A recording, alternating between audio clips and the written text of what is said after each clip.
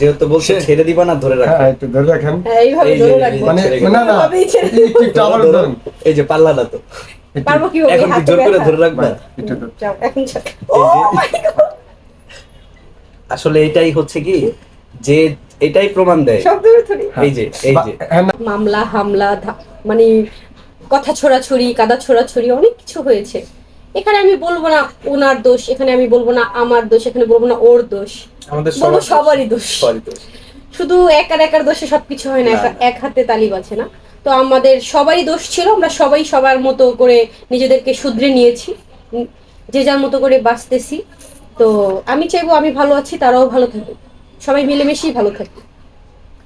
আপু একটা কথা আমার ওই প্রসঙ্গে যাওয়াই লাগে, যেহেতু ভালোবাসার কথাটা উঠে আসলো। আমি শুনেছি আপনি বিগত বছর যার সাথে কাটিয়েছেন, কোনো কিছু হলে আপনার অনেক আঘাত করত। এখন যে মানুষটি আছে তার মধ্যে কেমন পার্থক্য পাচ্ছেন দুইজনের মধ্যে? না না, এটা এখন যে মানুষটি আছে, দিন যত যায় সেটা দিন ভালো, মানে ভালোই যায়। এখন যে আছে সে আরো বেশি আঘাত করে থাকে। হ্যাঁ আপু একটু যদি একটু অপর মুখ থেকে শুনবো। আমি বলবো যে যে ছিল সে আঘাত করছে, ওটা ওই সময়। ওটা চলে গেছে। আসলে কথা কাটাকাটি হয়, আর একজন হাজবেন্ড একজন ওয়াইফকে হ্যাঁ শাসন করতে পারে, শাসনের ছলে গায়েও হাত তুলতে পারে। এখানে আসলে বিষয়টা হচ্ছে আমি কি স্টেপ নিচ্ছি। তো এই বিষয়ে আসলে আমি তার বিরুদ্ধে কোনো স্টেপ নেইনি বা নিবও না, এটা চলে গেছে। আর সামনে কেউ যদি আমার উপরে অন্যায় করে তাহলে তো আমি ছেড়ে দিব না। এখন কি ঢুস খেয়ে হুশাইয়া পাচ্ছেন নাকি আপনি? হ্যাঁ এনিওয়েজ, এই যে না, এই যে জোর করে চলে গেছে। ছাড়ানো, আপনি কি মনে করছেন এই মানুষের হাত ধরেছেন? ভাই আপনি ধরছেন তো, হাতটা ধরেন একটু। আমি পারবো না ওদের হ্যাঁ, না, একটু ধরেন না ভাই। ছেলে না, মানুষে ওর ছুটতে পারছি। বিষয় হচ্ছে এইটাই, মানে যে থাকার সে থেকে যাবে, যে চলে যাওয়ার সে অনেক কারণ খুঁজবে। আর রিয়া তো বললামই অনেক ভালো একটা মেয়ে। আর আপনারা ওই প্রসঙ্গ আর তুলেন না।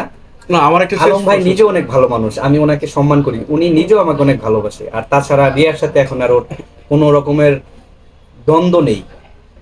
তোমার সাথে কি ইতিও হচ্ছে একটা ভালো মেয়ে, বাট অনেক ভুল করে ফেলছে। ভুল তো ইতি মানুষই তো করে। আসলে অবশ্যই অনেক ভালো মেয়ে, ইতিও ভালো। আলমও অনেক ভালো মেয়ে, ইতি তো অবশ্যই ভালো। সে তো আমারই তৈরি, ভালো না হয়ে উপায় নেই।